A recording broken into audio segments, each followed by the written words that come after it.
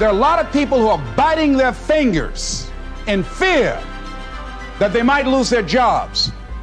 But there are few people who have decided within themselves, I'm going to make it. Some people aren't waiting to be cut.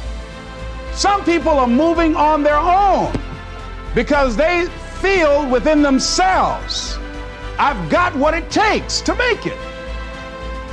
They're not afraid about tomorrow because of how they see themselves, because of what they feel that they deserve, because of what they feel that they can create for themselves. Because these people have decided, as they look at the future, as they look at themselves, there's a way.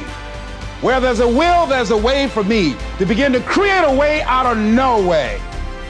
And when you have that kind of consciousness, when you have that kind of spirit, nothing can stop you. Nothing. What would your life be like as you look toward the future if you decided, I'm not going to allow my fears to stop me?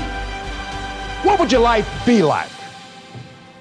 What would your future be like if you decided to want that which you desire so strongly that it prepares you past your fears, that you experience the fear, as the one book says, feel the fear and do it anyway?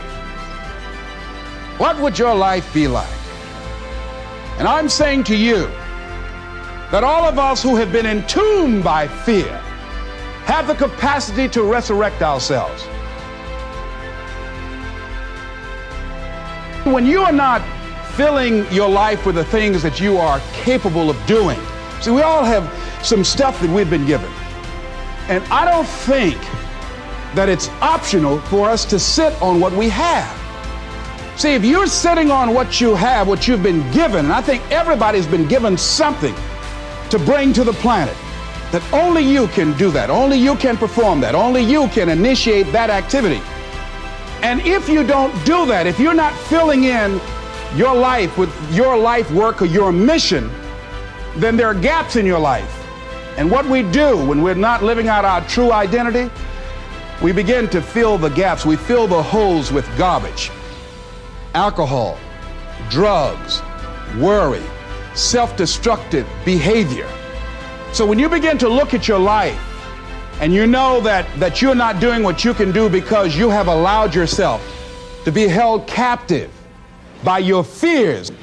Now, when you don't have a true appreciation and acceptance for who you are, and you allow yourself to be immobilized by fear, what happens in the process is that you begin to abuse yourself.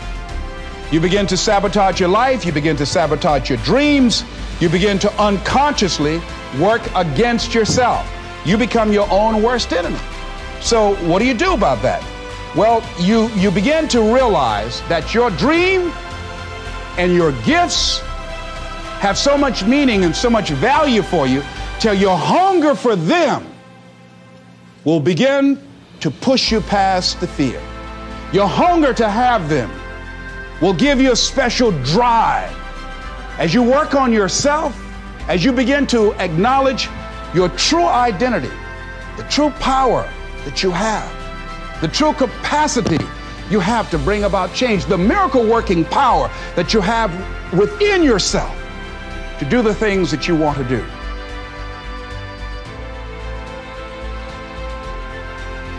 I don't care how much you work on yourself. There are some times when things aren't going to go right. They just are not going to go right. There are times when anything that can happen will happen. Murphy's Law will be knocking at your door. Why? I don't know why. That's called life.